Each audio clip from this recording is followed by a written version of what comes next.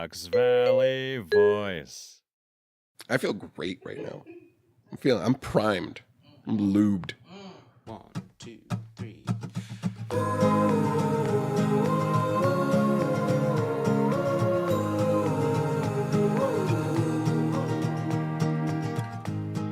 All right. So here we are again at Beard Scar Barbers after dark, away from the chair. I'm sharing a delightful glass of some Colonel Taylor straight rye with Andy Kenney. Hello. Welcome, Andy. Thank you. Delicious. It's good to have you here. It's good to be here. I never saying earlier. Just being here at night, it's got a totally different vibe. It's cozy. It's a little more relaxed. Yes. And kind of unwind and really let the conversation out. With the chairs. Yeah. Are you tucked in? I am, very much so now. Tucked in? Yep. All right, good. We're good. So, a little bit about yourself. I know that you and your wonderful wife, the first time that we came across you, you were peddling your candle wares. Yeah. And we immediately became fans because we like a good candle. Smell is an important thing. As you all know, clearly. And good smells. Go a long way. Absolutely. Go a real long way. Yeah. How did you guys kind of start that? What birthed your your love? You want to hear the birth candles? story? Yeah. Yeah. Give me the origins. So funny enough, it all kind of happened by accident. When Annie and I were getting married, you know, she was trying to think of what should I get for my bridesmaids. And she's always had a knack for just kind of being creative and making stuff. So as one does these days, looked online, figured out how to make candles. And that was her first foray, made her bridesmaids candles. And they didn't suck, which was awesome because a lot can go wrong. Fantastic. To kind of like nail it early on. Yeah, you know, and not to say that I would say they were very experimental. They had pieces of stuff in them because it looked really cool, but you know, when you burn that, pieces of stuff makes a way bigger flame, so it was really scary if you lit one. All of a sudden there's like a mini bonfire No, in your living room. I found one and put it on my porch last summer and it melted a little hole in my... Oh no. Yeah, I'm like, oh, that's what you were gifting people. That's, well, you know. But that was the start. And then from there, she kind of had the idea of, as a very passionate reader and writer, you know, it'd be fun to put a spin on these to make the scent based on a book. I'm like, yeah, I don't really know of any other book candles out there. Yeah. And so, you know, being the designer husband, got a little look, being like, hey, you know what to do next? Make some labels. Naturally. Got to brand it. You know, got to brand it. And at the time, we were selling vintage goods over at 715 Vintage. So we kind of had a space to put them and sell them. So, you know, the very first run went through Avery, just got some super cheap labels made. Mm-hmm. Had 6 original scents, put them in the shop, and people started to buy them. And that was literally just the seamless transition of bridesmaid's gift to very unsafe torches to, all right, let's, you know, make them a little safer and sell them to our friends and segue into the business venture. Yes. Yeah. And that's how it started. Yeah. That's what hooked us immediately as avid readers. My wife and I are big into literature and more so in the fiction side, lots of sci-fi and fantasy, but we appreciate the classics and the traditional American writers. And it was something that struck our eye. I was like, ooh, these look really neat. And then I think we picked up the library, the little sampler pack, and immediately fell in love. I was like, I need these all the time. Like, I want our house to smell like at least several of these at any given time of the day. Totally. And I think, that was always, especially in the very beginning, was the most fun part. Like, didn't really realize the abundance of scents you can get out there. And so just ordered tons and tons and tons of samples and became like mad scientists in our house with just like, what does this smell like? Well, what is that? And well, smell this, but like hold your breath and then take a big drag of this one. And it was interesting, but very fun. And that's kind of to this day how it still kind of continues, is just samples on samples and looking into the motif of a book and trying to figure out, all right, how could we spin this away that's intriguing but still smells good? Like Age Page is one of our newer scents, and that took Annie, I think, almost a year and a half to formulate, because how do you capture the scent of an old book but don't make it smell like moldy shit, essentially? Exactly. Yeah, but it comes through really well. Yeah. I mean, hat goes off to her. I mean, she did scientific research, did a whole dig through of samples. There's a lot of really bad versions that we made that just smelled like mold, because some books smell like mold. You got to get that right kind of musty balance. But in the end, she nailed it, and it's one of our best sellers now. So, like, Yeah. again, for no formal training other than having a good knack for what smells good, she's killing it. Yeah. I think for us, our top favorites are Green Light. Walden Woods is huge in our house. I think that one we keep in stock as often as possible. And my personal favorite, The Raven, because I'm a huge Edgar Allan Poe fan. And when you guys dropped that one, I was like, I need that in my life. The Raven's fun. Constantly. Oh, totally. And I mean, what's been fun too with those is, like, every time we kind of come up with a limited release, so either a holiday candle or a Halloween candle was something we immediately did. We had Frankenstein, we had the Raven, and the first version of the Raven was just a standard label. It wasn't probably the one that you saw. But then the following year, you know, it was really an opportunity to be like, well, what if we kind of went all out on this and got a wax label made and, like, dyed it black and kind of really leaned into it. And Oh yeah. again, it's been huge for us, and, like, such a fun thing to work on outside, because, again, a lot of the original scents are something that we kind of just churn out, and, like, the creativity was explored early, and now it's kind of just do. But these are the ones where we actually get to have that creative spirit again for each one. So yeah, you get to have a lot of it, like, extra fun and enjoy the process and kind of get back to the roots, and it reinvigorates everything else to keep it going forward.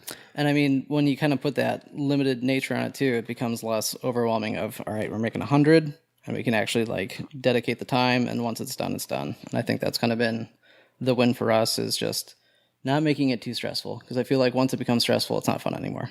So Absolutely. and it's always been a fine line. And I feel like that's where Annie's done a really good job of, like, how can we make this fun? How can we, you know, make sure this is working with our lives, but, like, at the same time, still kick ass enough that people are going to want to obviously buy it. So it's been cool.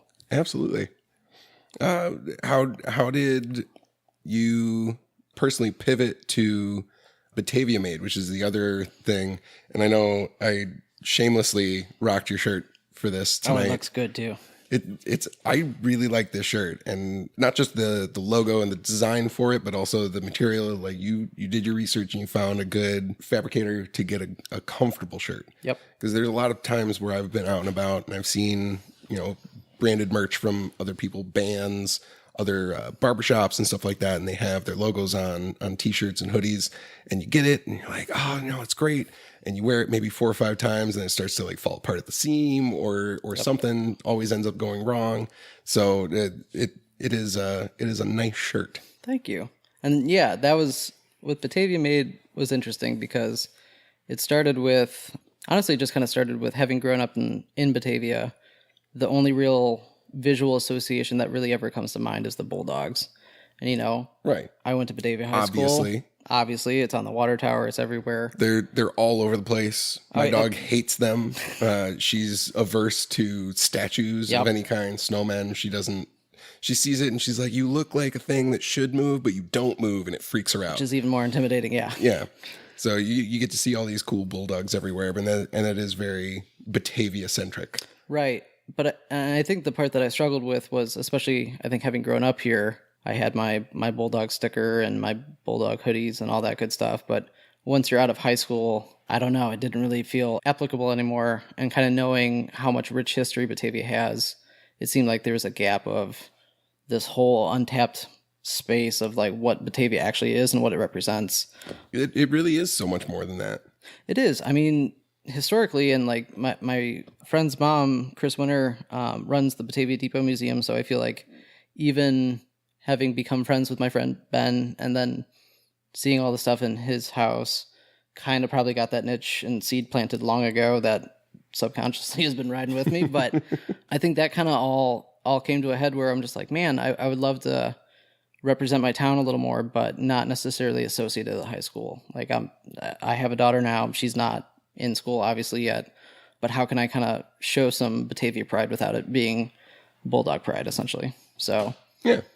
Kind of a deeper and broader appreciation of the town to bring in that richer history that you mentioned. yeah, and I think, and doing it in a way too that, to your point about the shirt, making things quality. I think it's very easy, and you kind of see this in some of those shops where, you can get a keychain made and it's just kind of a shitty little keychain. But, if we're going to do something, I want to make sure it's like, it's made right, it's made proper, it's given, the design was considered, the history that went into the design was considered. And then when you're picking a shirt or a material or what have you, that it's sustainable, it's US made, it's, all the things you would expect from something that's coming with care, especially if you're going to be representing something as small and kind of niche as your hometown. So, Yeah.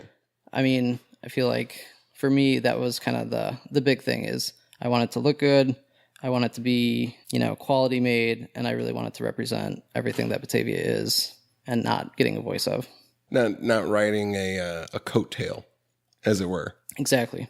Really drawing in that quality. Because I think one of the things that we always look for in Beards Guard when we start looking at like different products and stuff to bring on is the branding. Mm-hmm. How does it look? And then that's the thing that's going to catch our eye. And then we get deeper into it. We do some research. Maybe we grab a few samples of it, and then we test it out in shop and check kind of the quality level of it. How well does it work? How well is it made? And that really informs us as to how dedicated those people are into pushing forth their brand and how much they're invested in it. Yep. If you're dedicated to that level of quality, it always amps things up to that next level. And quality should be one of the highest bars to hit.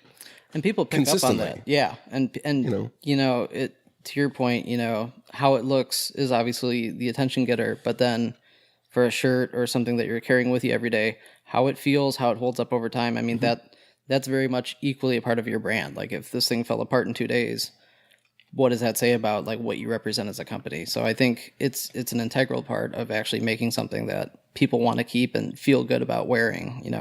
I didn't get this crappy little whatever, like this thing is held up for like, I don't know, 10 years and it's cool. And it's a part of what I love and love to carry. So, and that was the same thing with the candles too. That I think Annie equally shared vision in was making sure that if we're going to do these candles, we're going to make them right. It's very easy to, as she learned when she first started out, if you just want to make a candle, you can just make a candle very easily. Throw some paraffin wax in a jar, put a lead wick in there, and man, you're off to the races. Yeah, some fragrance oils, and you're good. But you want to really get into it, and you can get into all the different fragrance oils, and you can get into essential oils, which tend to have a little bit more nuance to them, and they can blend, and you get the top notes and the base notes, and it carries through, and it kind of gives a little bit more structure and oomph. Yeah.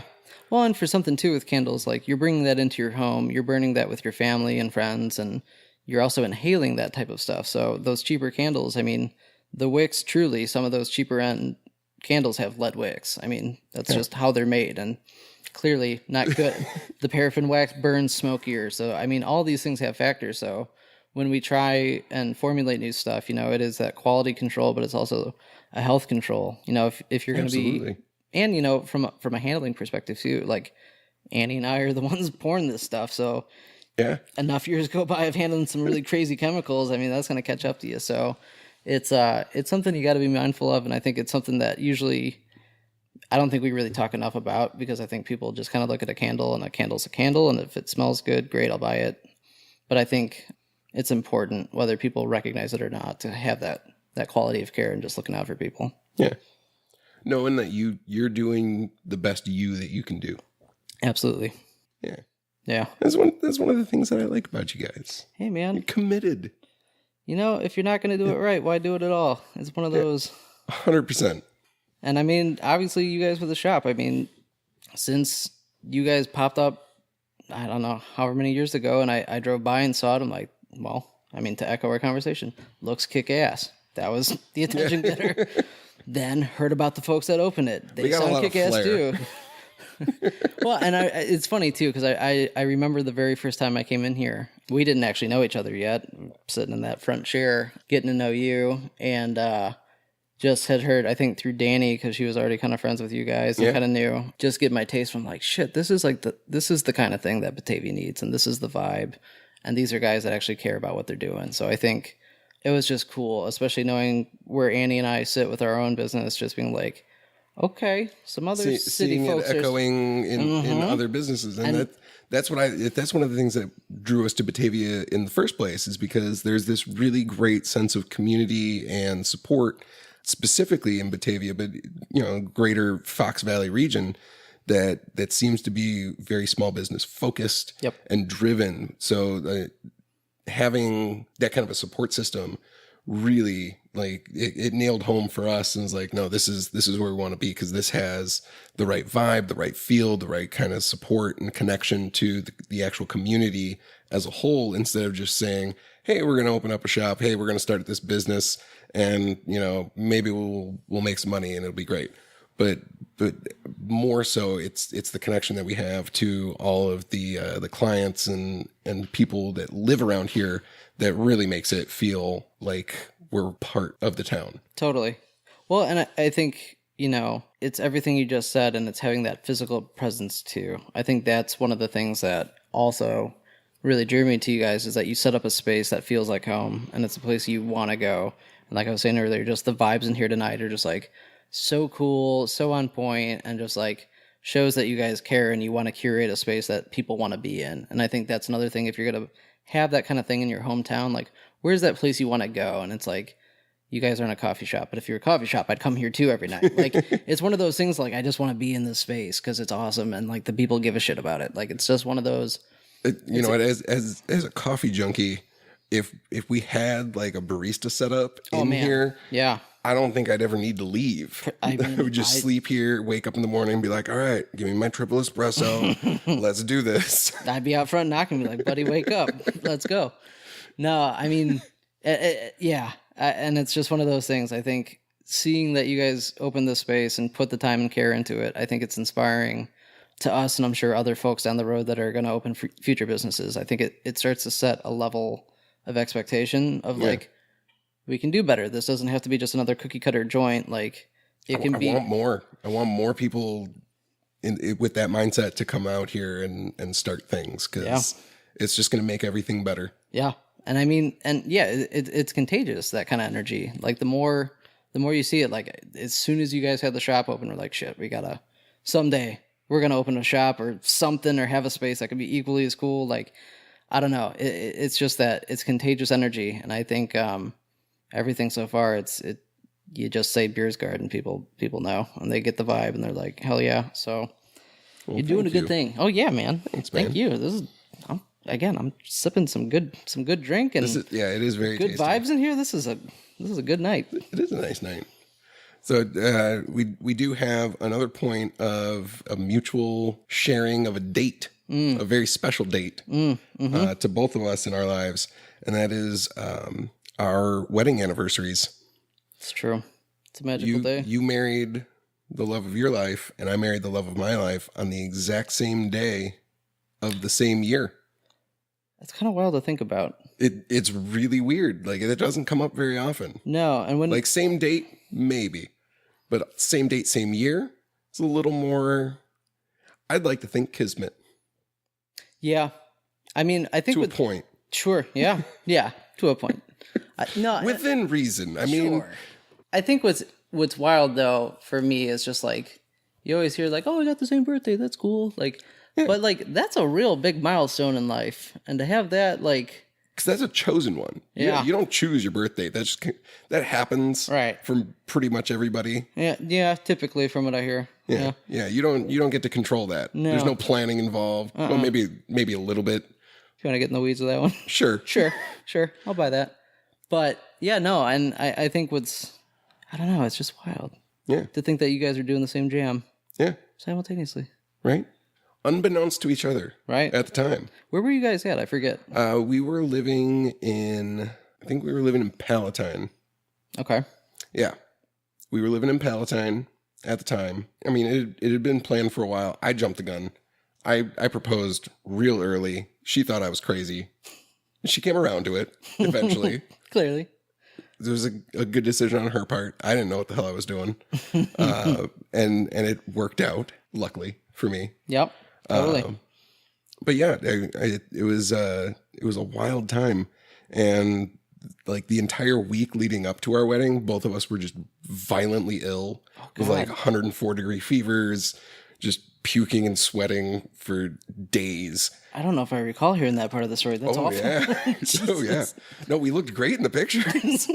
I lost 15 pounds this week. It's great. Fever broke like the morning of, and I was like, "Oh, thank you so much." I for can this. still drink now. Yes. I can at least like function like a normal-ish human being. And we went, we did the whole thing downtown at the Alfred Caldwell Lily Pond at Lincoln right. Park Zoo. Yep. We did the ceremony there, went and had dinner at True, and then just kind of hung out for the rest of the night, wandered around the streets, and it was a great time. That's awesome. It was also just balls hot. Yeah. It was a hot day. Again, I mean, I remember that flip side, instead of being downtown, we were out in Big Rock on a farm, equally balls hot. I was sweating so hard. I had my vows written on like a pad or a slip of paper. As I'm flipping to the next page, I can just see the sweat smear a whole line. I'm like, oh my God. Oh no. I'm so nervous and I'm so hot. But yeah, no, that was a scorcher. And I use that word often, but that truly of that day, that was a stupid hot day. Hot day. August 31st, 2012. Hot as they come. Very, very hot. I think I told you this, but the weird part about ours is that we were actually planning our wedding for the next day. But Oh no. yeah, so that was on our invites, that the next day was actually our wedding. Oh. But it was supposed to rain, and we had an outdoor wedding. So we So it was literally like quick email blast 3 everybody. and be days like, before did a Hail Mary, like, whoever's got a lawn chair, throw it in your car and show up a day early, and that's when it's happening. So oh wow. I mean, it wasn't, but the cool thing, again, because we were out on this farm, it was our poor family, God bless them, people came, which was good. Always good to have an audience for your wedding. But we ended up having a multi-day wedding because essentially we had this farm that was booked for the entire weekend because that's how they did it. Instead of just doing a day for a couple hours, we had this farm for a weekend. Oh, that's cool though. It was awesome. It was so cool. But so that first night is when the wedding was. Handful of my family and Annie's family made it, brought their lawn chairs, did the thing. Getting married is the thing. Yeah, I figured as much, but yeah, for clarification purposes. Yeah. And then The wedding. It was a thing we did. thing. I don't know. It was night and Showed up. Whatever. Sure. I do. You do. There were some words. Some old guy said man and wife. It was great. Yeah, it was great. No, it was killer, and it was so hot, but it was killer. And then had a big pizza party, and then everyone was planning to actually come the next day, so we just kind of didn't do it all over again, but we did a big grand entrance, read our vows again, had our speeches, Nice. and then just had a big old rager, and it was awesome. So solid. had breakfast for dinner was the main food of choice. A lot of cheesy eggs and bacon, and It's a bold choice. A great choice. it didn't come with a little controversy. People weren't sure what that was about, but Who then doesn't when like breakfast food? that was our gut, is that when you get there and you smell cheesy eggs and bacon, you're gonna have a whole change of mind. I will about eat your waffles attitude. from sun up to sundown. Yep. And even after. And that turned out. I mean, they cleared house on the food. Like people Nice. ate, and it was great. We ended up doing a very small ceremony, just because of space restrictions and whatnot. So it was just like parents and siblings, and that was it. And then, like a couple weeks later, we decided let's do a big like backyard barbecue reception, and that way everybody can come and show up in jeans and t-shirts, like no formal wear, just come hang out. Yep. We'll drink and eat a bunch of food. We did like a pig roast, catered in a pig roast. It was solid. Yep. And yeah, just hung out for hours Yeah. That's the way to do it. and just partied. Yeah. And both ways. I would have not done it any other way. Yep. Same. And I feel like, I don't know, the more people I talk to, that's kind of rare. I feel like a lot of people kind of oh, I would have changed this. Look, hindsight's 2020, would have done this and this. I feel like, outside of maybe instead of 3 days notice, telling people the date shifted. Yeah. When we were toying that idea, maybe we should have told people then that 5 days notice would have been better. But Sure. when it's all said and done, it was a great day. People still came the next day, which was great. So we got to see people twice, some people twice. But yeah, that was awesome. And just to think that you guys are partying the same time we were, too cool. Yeah. Too cool. And we need to get together. We should do something this year. We're gonna be gone for a good portion of August this year. We're doing a little trip to the Badlands. Fun. Yeah. We did that a couple years ago. You guys are gonna have a blast. The Badlands are cool. I've been, but Natalie has not yet. Oh man. So she's excited for it. Heck yeah. That's a cool trip. Yeah, we're gonna be out there for about 10 days. That's perfect. Are you camping out there? Or yeah. Kind of. Kind of. Yeah. What does kind of mean? I have no idea. You're just gonna get there and We're bring gonna be out in that area for like a little over a week. And you just figured out? Yeah. Yeah. That's good. I mean, we had a tent in the trunk, and then we figured, if it's gross out, we'll find something. But it's cool out there. Yeah. It's gorgeous. There's rattlesnakes. Yes. I'm sure you have tall boots. I do. I have. These are not tall boots, but I do have tall boots. Yeah, we didn't, and so that was a big concern. We like hiking, but we're used to Midwest hiking where it's poison ivy is kind of your biggest risk. But once you start seeing the rattlers, look out signs everywhere, it's like, oh, all right, that's real. Good to know. Yeah, I'm in flip flops, so we'll see how this bodes. Whoops. Babe, if I get bit, you can suck the poison out of my foot, right? All right, cool. Let's go for a walk. I don't think Natalie would suck the poison out of my foot. I mean, we love each other to death. Sure. I would do it for her, but I would not expect her to do it for me. On a hot day after some walking, that's a stinky foot. I run hot as it is. Yeah, man. The Badlands. That puts love to the test on the strongest couple. Even if I were flexible enough to go for it, I might have to second guess and be like, you know what? Go on without me. Leave me here. I'll rub some dirt on it. It'll be fine. How far's the hospital? 500 miles. Cool. We'll figure it out. It'll throw me in the bed of the truck. Don't listen to my screams. Yeah, so wear your tall boots. The more tall boots is a good. Tall boots. Yeah, thank you for that. Yeah. I'll make a note. Yep. Oh man, I remember too when we got out there because we camped the first day and driving in, we're like, this is awesome, and it was like dusk and it was gorgeous. We got out of the car though, and it was like 30-mile-an-hour wind. Like it was gusty, which is not prime and just flat and rock. At least where the campsite was, which is not prime tent setting up weather. No.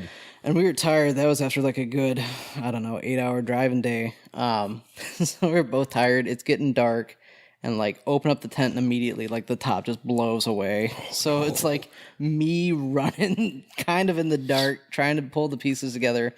Annie's got like half the tent like kind of stood up, but it's tipping. So that was a night. But once we got the tent set up, I mean, cool as could be. Man, I'm jealous for you guys. It's gonna be a good trip. Yeah, I'm excited.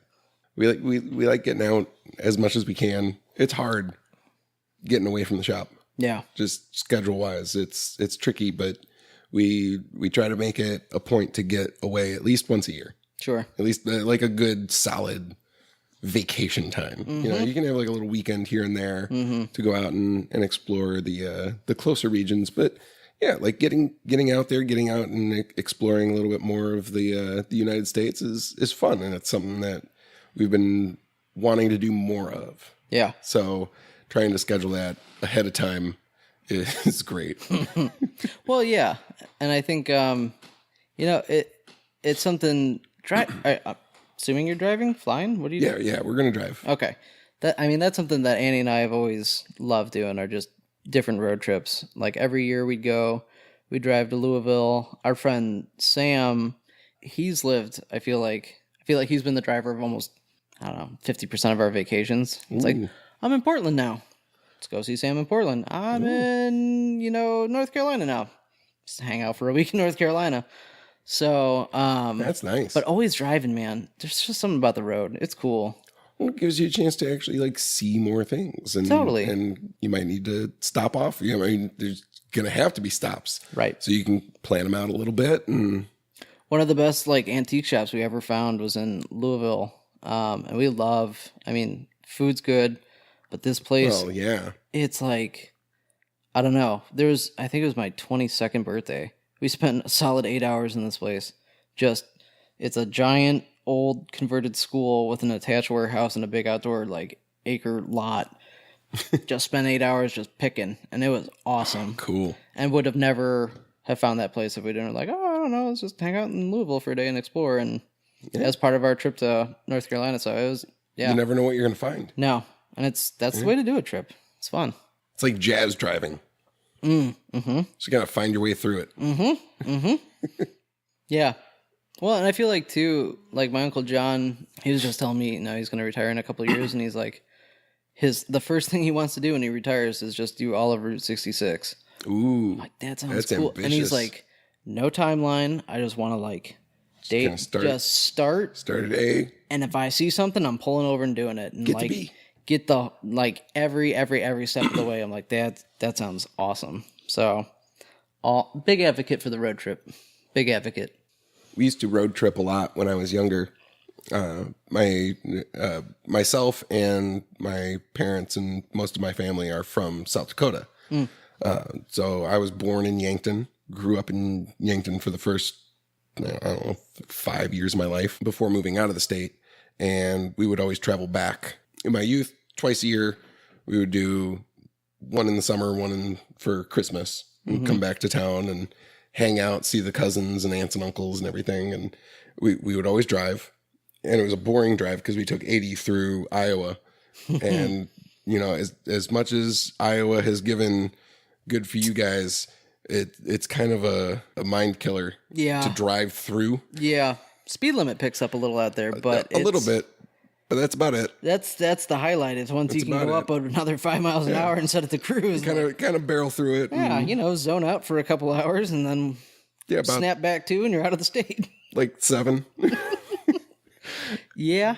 But yeah, I mean, just the everybody piles into the car and you're driving, you're stuck, you're confined in that space, and you have to figure out a way to not go completely insane with all of your family in one spot. Was always a challenge. It's a good exercise in growing up, I think. If you can tolerate your family for X amount of hours confined in a car without killing each other, that creates a bond. Yeah. So I got really into Game Boy. Yeah, as one does for such an adventure. I got really good at Tetris. Hell yeah. I And I still think- play Tetris. I love Tetris. It's one of my favorite games. Annie started getting concerned. I'm like, check it out, level 20. She's like, Right? what does that mean? I'm like, it means I'm too good at this shit. Dude, it translates into real life in so many ways that I 100%. never knew. Like looking back at things, just kind of like taking a step back. I was like, that's why I like spatial organization. I'm so good at packing a car. Yeah. Yeah. Oh, man. I pack a car like it's no one's business. Oh yeah. And No, he'll it's just like step back. tight. She'll put shit out there and she's like, all right, do your thing. And it'll fit. Yeah. If it fits, it ships, and it always ships. So it's good. It's good. Like, no, but we need to make sure that we have access to this and this and this. And it's like, all right, cool. Oh, yeah. There's a strategy Shift it to it. around. Oh, yeah, 100%. Yeah. I can get to my cords. I know where my snacks are. Everything's still reachable. The shit you Oh, don't. snacks are big. I mean, Snacks if are you don't big. plan for the snacks, you pack wrong. You have to. And there's two types of snacks. There's the snacks you pick up and the snacks you pack for. Yep. If you do that wrong, It's going to be a bad trip. it's going to be a bad trip from right out of the gate. You Driving just, hangry. I mean, you might as well not go. Just pull back in the driveway. This is stupid. This is a dumb idea. No, we screwed it up. We should, vacation sounded fun, but at this point, Everything's delayed. I got to pull everything out. Yep. I got to redo the whole thing. Start from one. And if it doesn't work, then for sure we're just going in the house and we're just done. Cancel the reservations. Yeah. This is probably why we don't actually do reservations anymore. Pull up Netflix. We're just going to movie marathon. Staycation's cool. I don't know what's out. We'll just watch TV. It's fine. I like a good staycation. I said that in a Like condescending one way. a month. I'm a big fan of the staycation. That's an easy one. You can pencil that in. you can even shift that one around a bit. Be like, oh, let's do Saturday night. Like let's just call Saturday night off, not do anything, back to back, like 3 movies. Yeah. Oh yeah. Hit some new releases that we've been meaning to watch, or binge our favorite show, or any show. There's a lot of shows. I mean, it really depends how you want to even define a staycation. I feel like having lived in the city, we never did any of the city stuff because we lived there. And now that we're here, the city, even though I work downtown every day, still seems like a really big hassle to go do. I'm like, if we're going to do a staycation, we could actually go into the city and see a museum that we've not gone to in 15 years. You can hit the downtown and do like planetarium, aquarium. I've been to the planetarium in probably 15 years. That's what I'm saying. It's about the same. And now having a daughter, I was like, I should really take her to go and see the museums and the planetarium and all this stuff. Like it would be fun to do. And I think I might do that this summer. Yeah, well, and they have Spend those, a day. because you can do the planetarium, you can do it as a normal museum visit, but they also have that Adler After Dark deal where you can go buy your tickets and get a cocktail or two. Yeah, look through a that's telescope. super cool. I've been told about it since I was in college. I still haven't done it, but this is the summer of opportunity, I think. Maybe that'll be our outing this summer. Down. Let's book it. I like it. I like that about that. Yeah, man. I like that. I think that's a good note to end on. Yeah. Adler After Dark. Dig it. Drinks, space.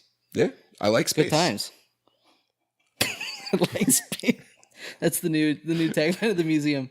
Adler Planetarium. I like space. We're spacious. Oh my god. All right, yeah, we won't brand. Far out, man. Maybe we'll get there, have a couple of drinks, and be like, "Look, we're your new brand team. Hear us out. We like space." We had an idea. No, this is great. Now we did get the copyright patent for this already, but we'll works for all ages. And it'll draw the right kind of people. Yeah, just picture it big. You could even like spell that out on a skyscraper. We like space. I mean, hey, we're saying too much. Chicago's missing out. Yeah, we're saying too much. We're giving away all our good ideas for free. Hey, Chicago, come to Batavia. We're good at stuff. Also, the new tagline for the city branding. City of Batavia. We're good at stuff. Good night, everybody. Good night, guys. Thanks. We'll see you next time.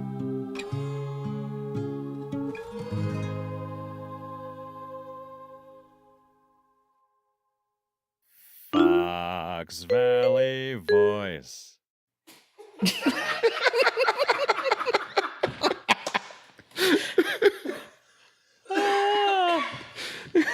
I'm glad that got recorded. Yeah. There's some gems. Drinks, space, Space. Done. done. Up at the end.